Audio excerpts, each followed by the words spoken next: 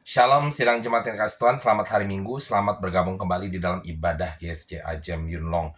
Langsung saja ke firman hari ini, saya beri judul, Berdoa Sungguh-Sungguh. Saya undang sidang jemaat untuk membaca firman dari Mazmur 119 ayat 10. Seperti biasa yang bisa baca bersama sambil berdiri, mari kita lakukan. Kalau tidak, silakan baca sebagaimana saudara bisa membacanya. Mazmur 119 ayat 10, kita baca bersama 2, 3. Dengan segenap hatiku aku mencari engkau. Janganlah biarkan aku menyimpang dari perintah-perintahmu. Mari kita berdoa. Bapa di surga, kami bersyukur hari ini kami boleh bersama-sama kembali ibadah dan bersekutu di dalam Engkau, menikmati hadirat-Mu Tuhan. Bentuk kami Tuhan lebih lagi di dasar kebenaran firman-Mu Tuhan, supaya kami boleh mengenal Engkau lebih lagi dan kami boleh diubahkan lebih lagi serupa dengan Engkau Tuhan. Di dalam nama Yesus kami berdoa dan mengucap syukur. Haleluya, mari kita semua katakan amin. Puji Tuhan. Saudara, bagaimana kita bisa berdoa dengan sungguh-sungguh? Ada 3 poin yang saya ingin sampaikan kepada saudara sekalian hari ini. Yang pertama, sebagaimana tadi dikatakan, Mazmur 119 ayat 10, dengan segenap hatiku aku mencari engkau. Nah, jadi saudara, yang pertama adalah dengan segenap hati. Ya, kalau berdoa itu artinya kan cari Tuhan. Jadi jangan berdoa cuman main-main, atau berdoa karena ikut-ikutan saja, berdoa karena disuruh saja, ya walaupun semuanya ini tidak masalah ya. Berdoa, yang namanya kita berdoa, saat kita berdoa kepada Tuhan, Tuhan pasti dengar ya. Baik kita berdoa main-main, bercanda, ya sembarangan, itu Tuhan dengar ya. Dan tentunya ada pertanggungjawaban tersendiri nantinya. Nah, kita sekarang lagi mau fokuskan kepada doa yang bagaimana yang bisa diresponi Tuhan dengan benar juga ya, yaitu dengan segenap hati. Apalagi kalau kita anak-anak Tuhan, maka kita harus berdoa dengan sungguh-sungguh, yaitu yang pertama dengan segenap hati. Nah, segenap hati di sini bukan saja berarti kita juga berdoa dengan sungguh-sungguh ya, saudara-saudara. Jadi artinya berdoa dengan segenap hati kita mencari Tuhan, nggak main-main, serius gitu istilahnya. Bukan cuma sekedar itu. Keseriusan tersebut tidak boleh hanya nampak saat kita berdoa saja ya. Karena berdoa itu kan hanya pada saat kita misal di gereja atau kita sedang mencari waktu untuk menyendiri gitu ya. Tidak ada orang di sekitar ya. Bahkan firman Tuhan mengajarkan untuk saya dan saudara berdoa untuk tersembunyi ya. Atau sekalipun kita berdoa secara kolektif atau bersama di gereja itu, artinya saat itu kita sedang fokuskan hanya kepada doanya saja, saudara-saudara. Jadi walaupun kita berdoa serius di situ, tetapi kalau ternyata kehidupan saya dan saudara tidak menunjukkan keseriusan di dalam iman saya dan saudara kepada Tuhan, itu artinya kita selama ini berdoa juga nggak benar-benar sungguh-sungguh. Karena berdoa dengan segenap hati itu bukan saja saat kita berdoanya, tetapi kita tidak bisa memisahkan gaya hidup doa kita dengan gaya hidup kita di luar. Karena doa merupakan bagian dari gaya hidup anak-anak Tuhan. Matius 22 ayat 37 berbunyi, jawab Yesus kepadanya, kasihlah Tuhan Allahmu dengan segenap hatimu dan dengan segenap jiwamu dan dengan segenap akal budimu. Jadi saat kita berdoa, juga kita harus lakukan dengan segenap hati, segenap jiwa, dan segenap akal budi. Yakobus 4 ayat 8 berbunyi, mendekatlah kepada Allah dan Ia akan mendekat kepadamu. Maka saudara, kita jangan cuma berdoa hanya untuk mendekatkan diri kepada Allah dalam arti pada saat kita butuh Tuhan. Tetapi kita justru harus mendekatkan diri kepada Allah di dalam setiap aspek kehidupan saya dan saudara-saudara ya. Markus 11 ayat 25 berbunyi, jika kamu berdiri untuk berdoa, ampunilah dahulu sekiranya ada barang suatu dalam hatimu terhadap seorang. Ini salah satu contoh saja.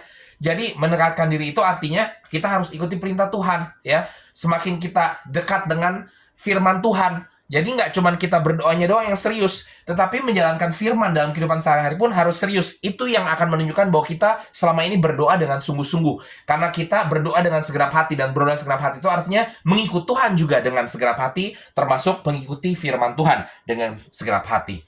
Jadi firman tadi dikatakan di sini, kalau kita mau berdoa, kalau masih ada sesuatu dalam diri kita yang bertentangan dengan orang-orang sekitar kita, mungkin kita masih kesel, sebel, marah-marah, kita hendaknya dikatakan di sini, ampunilah dahulu sekiranya ada barang suatu yang hatimu ada dalam hatimu terhadap seorang. Misalnya orang ada salah kepada kita, harus kita ampuni dulu. Kalau kita nggak ampuni saudara-saudara, maka kita berdoa seperti orang munafik. Misalnya kita minta diampuni, tapi kita tidak mengampuni orang lain dulu ya.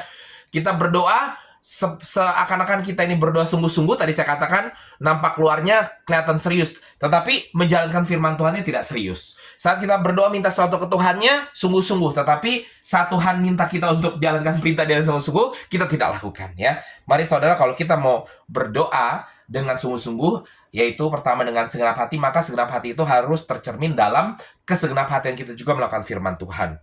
Ulangan 8 ayat 1 berbunyi, segenap perintah yang kusampaikan kepadamu pada hari ini haruslah kamu lakukan dengan setia.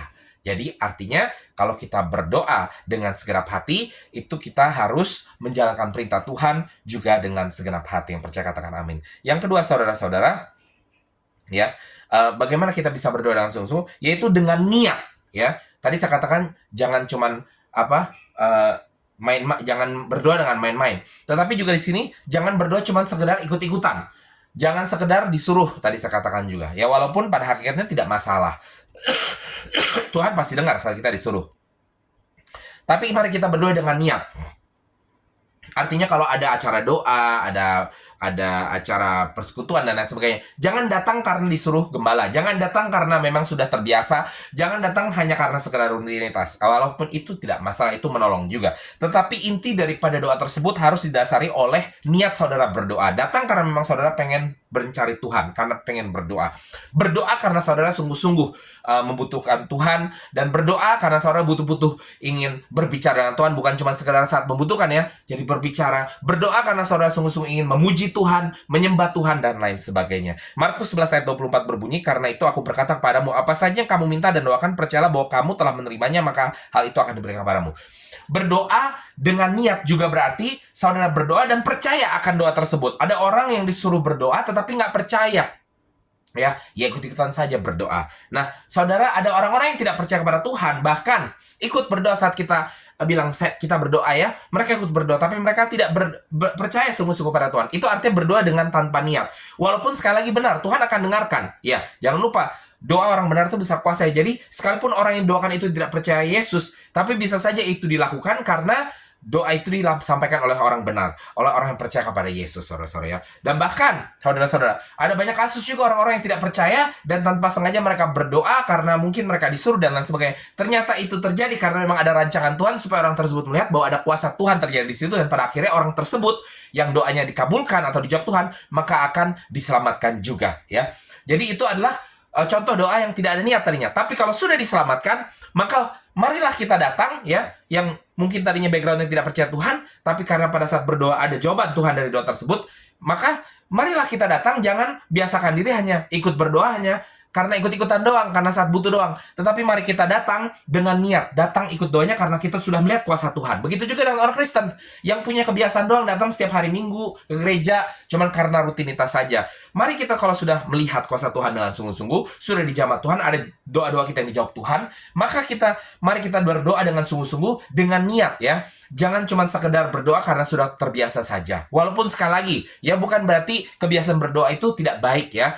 Tetapi harus kita memiliki dasar yang kuat daripada kebiasaan berdoa tersebut ya. Saya setiap pagi, setiap tidur juga kebiasaan berdoa. Dan kadang-kadang saya merasa doa saya memang seperti rutinitas gitu ya. Bolak-balik situ-situ kata-katanya sama-sama saja. Tetapi Tuhan tidak mempermasalahkan ini. Yang Tuhan permasalahkan adalah pada saat kita berdoa dengan begitu indah, mungkin setiap kali berdoa dengan kata-kata yang berbeda-beda dan begitu bagus, tetapi nggak ada niat di dalamnya, ya. Tidak dengan kesungguhan hati, mungkin hanya supaya dilihat orang, supaya kelihatan bagus dan lain sebagainya. Berdoa dengan niat, itu artinya kita berdoa berserah penuh kepada Tuhan, saudara-saudara, dan percaya penuh kepada Tuhan, ya, bahwa doa kita akan dijawab. 1 Tesalonika 5 ayat 17-18 berbunyi, tetaplah berdoa, mengucap syukurlah dalam segala hal. Ini juga contoh kedua daripada berdoa dengan niat, yaitu yang pertama yaitu berdoa dengan terus-terusan. Jadi berdoa itu jangan cuma sekali doang. Misalnya kita lagi dalam pergumulan, saudara, dan kita mau mendoakan satu hal. Ya kalau cuma berdoa sekali, mana kelihatan niatnya, saudara-saudara. Kalau saudara kan butuh sesuatu, misalnya minta kepada orang tua waktu kita kecil ya, kita minta terus. Jadi ketahuan bahwa saudara benar-benar sungguh-sungguh. Nah, begitu pula dengan doa. Kalau saudara cuma berdoa sekali, mana kelihatan niatnya saudara sih? Mari kita lakukan dengan sungguh-sungguh. Kita berdoa dengan niat, yaitu jangan cepat putus asa. Mungkin berdoa, bilang, oh saya sudah berdoa 10 kali nggak kejawab-kejawab. Banyak orang yang berdoa sampai bertahun-tahun, saudara-saudara. Dan akhirnya setelah bertahun-tahun baru jawaban doa itu muncul. Karena kenapa? Pada saat kita berdoa, segala sesuatu tetap harus indah pada waktunya Tuhan. Nah, itu kembali kepada diri saya dan saudara sendiri. Apakah kita mau jadi orang yang tipe give up atau cepat menyerah dan sudah ya berdoa-doa, nggak berdoa, ya udah sama juga jawabannya. Apakah kita mau jadi orang yang memang benar sungguh-sungguh berdoa dengan niat, saudara-saudara? Ya, walaupun nggak kelihatan jawaban Tuhan, belum juga terlihat responnya, tapi kita dengan niat berdoa terus sampai kepada respon tersebut terlihat. Dan yang contoh yang terakhir di dalam berdoa dengan niat adalah mengucap syukur dalam segala hal. Ya, jadi berdoa itu ya dengan niat, di karakternya juga adalah bahkan sebelum doa itu terjawab, kita sudah mengucap syukur, saudara-saudara. Ya, ini berhubungan dengan tadi. Kita percaya bahwa itu akan dijawab ya. Maka kita mengucap syukur. Ya, di dalam kita berdoa dengan niat, maka kita berdoa dengan penuh ucapan syukur. Percaya penuh bahwa Tuhan akan menjawab dan kita mensyukurinya, bahkan kita mengklaim bahwa kita sudah menerimanya. Ya, inilah karakter-karakter daripada berdoa dengan niat. Dan yang terakhir, saudara, bagaimana kita bisa berdoa dengan sungguh-sungguh? Yaitu berdoa dengan semestinya. Ya, apa saja contoh-contohnya? Yang pertama tadi, dengan semestinya itu berdoa dengan mengucap syukur. Dengan semestinya, karena itu juga termasuk karakter dari dengan semestinya. Berdoa dengan semestinya, yaitu pada saat kita berdoa, ya jangan lupa mengucap syukur gitu loh. Terlepas dari doa itu sudah dijawab atau belum, mengucap syukur. Karena Tuhan sudah memberikan waktu untuk mendengarkan doa kita saja, kita sudah mengucap syukur. Kita sudah punya Tuhan dalam hidup kita saja, sudah patut untuk mengucap syukur. Jadi mari kita mengawali dan bahkan mengakhiri doa kita dengan mengucap syukur. Bagaimana lagi berdoa dengan semestinya? Roma 8 ayat 26 berbunyi, demikian juga Roh membantu kita dalam kelemahan kita. Ya, mari kita berdoa dengan bersandar kepada Roh Kudus yang ada dalam diri saya dan saudara. Karena seringkali di Roma 8 ayat 26 ayat 27 ini mengatakan kita nggak ngerti cara berdoa. Tapi saat kita bersandar kepada Roh Kudus, maka kita dimampukan oleh Roh Kudus untuk berdoa. Hal-hal yang kita perlu doakan, Roh Kudus akan menolong saya dan saudara mendoakannya. Yohanes 4 ayat 24 bunyi, Allah itu roh. Dan barang siapa menyembah dia, harus menyembahnya dalam roh dan kebenaran. Jadi saudara, kita ini harus ingat, dalam kita berdoa, jangan cuma dalam kebenaran, tetapi juga dalam roh. Ya, mari kita aktifkan ya talenta atau karunia Roh Kudus kita. Kita bisa berdoa di dalam bahasa roh dan lain sebagainya. Tapi juga jangan lupa, dikatakan di sini, menyembahnya dalam roh dan kebenaran. Juga jangan lupakan kebenarannya. Jadi jangan lebay, hanya berdoa di dalam roh saja, ya. Tapi lupa dengan berdoa dalam kebenarannya. 1 Korintus 14 ayat 13 sampai 15 berbunyi, siapa yang berkata-kata dengan bahasa roh, ia harus juga berdoa supaya diberikan juga karunia untuk menafsirkannya. Jadi supaya ini dapat memberkati orang lain. Kan orang-orang yang nggak ngerti, belum memiliki karunia bahasa roh, nggak akan ngerti itu apa sih, apalagi orang yang bukan Kristen. Maka kita harus minta karunia untuk menafsirkan bahasa roh atau doa roh yang kita sampaikan tersebut, supaya apa, mereka juga bisa dibangun oleh karenanya. Jadi kita akan jelaskan apa yang Tuhan ingin sampaikan ya di dalam doa di dalam bahasa roh tersebut yang kita lakukan. Nah, saudara-saudara, mari kita harus seimbang ya. Jadi berdoa di dalam roh dan di dalam kebenaran juga. Ya, Mazmur 40 ayat 3 berbunyi, ia mengangkat aku dari lubang kebinasaan, dari lumpur rawa. Ia menempatkan kakiku di atas bukit batu, menetapkan langkahku. Matius 17 ayat 21 berbunyi, jenis ini tidak dapat diusir kecuali dengan berdoa dan berpuasa. Jadi saudara-saudara, ya, bagaimana contoh selanjutnya berdoa dengan semestinya? Lihat-lihat doanya, ya. Di sini dikatakan Yesus mengajarkan ada hal-hal yang perlu kita doakan, nggak bisa cuma sekedar doa, tapi harus dirangkaikan dengan doa dan puasa. Ya, jadi saudara, saat kita berdoa dengan semestinya, pertama bersandar kepada Roh Kudus. Tanyakan kepada Roh Kudus, bagaimana saya harus berdoa dalam hal ini, dalam perihal ini, ya, dalam masalah ini, dalam pergumulan ini. Maka Roh Kudus akan mengarahkan. Maka ada kalanya saudara akan berdoa ya dengan pujian, ya, nyanyian pujian, atau saudara akan berdoa dengan berdoa dalam roh, atau saudara harus berdoa disertai dengan puasa juga. Roh Kudus akan mengarahkannya, saudara-saudara. Inilah bagaimana kita bisa berdoa dengan sungguh-sungguh kepada Tuhan saya dan saudara. Sekali lagi, bukan berarti doa yang mungkin sambil lalu saja, berdoa yang tanpa sengaja, berdoa yang disuruh, itu tidak berarti. Tidak, ya. Tuhan tetap mendengarnya, ya. Tetapi saudara-saudara, sebagai anak Tuhan, ya, dengan memiliki Tuhan yang sungguh-sungguh mengasihi saya dan saudara, hendaklah kita juga mengasihi dia dengan sungguh-sungguh. Dan itu pada saat kita berkomunikasi, mencari dia, berdoa kepadanya, mari kita juga berdoa dengan sungguh-sungguh, yaitu berdoa dengan segenap hati, berdoa dengan niat, dan berdoa dengan semestinya. Saya harap ini menjadi berkat bagi kita semua. Shalom, selamat hari Minggu, Tuhan Yesus berkati.